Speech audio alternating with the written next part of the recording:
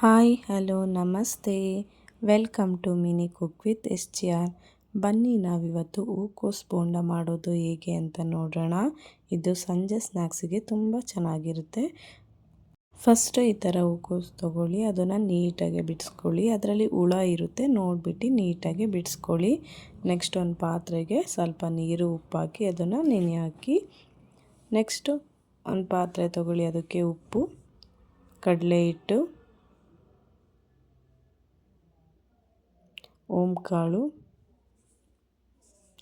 ಇನ್ನೂ ನನ್ನ ಚಾನಲ್ನ ಯಾರು ಸಬ್ಸ್ಕ್ರೈಬ್ ಮಾಡಿಲ್ಲ ಪ್ಲೀಸ್ ಸಬ್ಸ್ಕ್ರೈಬ್ ಮಾಡಿ, ಶೇರ್ ಮಾಡಿ, ಕಮೆಂಟ್ ಮಾಡಿ.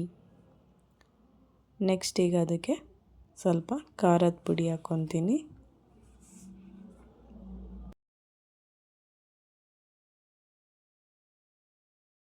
ನೆಕ್ಸ್ಟ್ ಈಗ ಇದಕ್ಕೆ ಜೀರಿಗೆ ಹಾಕ್ತಾಯಿದ್ದೀನಿ.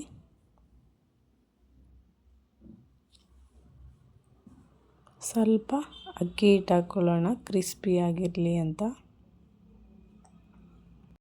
ಬೋಂಡದ ಜೊತೆಗೆ ಚಟ್ನಿ ಇದ್ದರೆ ತುಂಬ ಚೆನ್ನಾಗಿರುತ್ತೆ. ಇದು ತುಂಬ ಟೇಸ್ಟಿಯಾಗಿರುತ್ತೆ, ಒಂದು ಸಲ ಟ್ರೈ ಮಾಡಿ.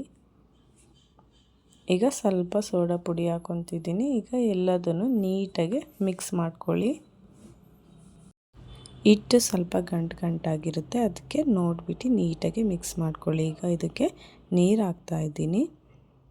ನೀರು ಹಾಕ್ಬಿಟ್ಟು ನೀಟಾಗಿ ಈ ಥರ ಮಿಕ್ಸ್ ಮಾಡ್ಕೊಳ್ಳಿ.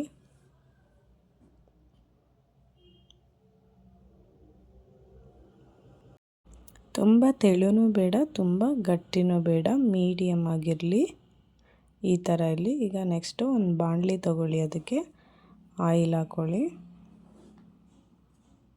ಅದು ಸ್ವಲ್ಪ ಬಿಸಿ ಆಗಲಿ.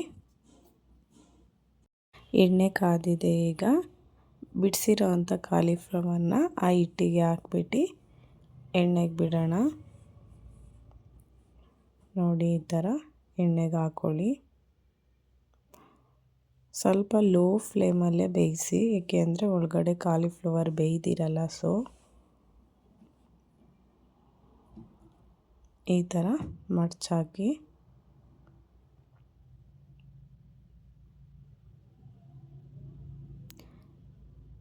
ನೋಡಿ ಈಗ ನೀಟಾಗಿ ಬೇಯ್ತಾ ಇದೆ.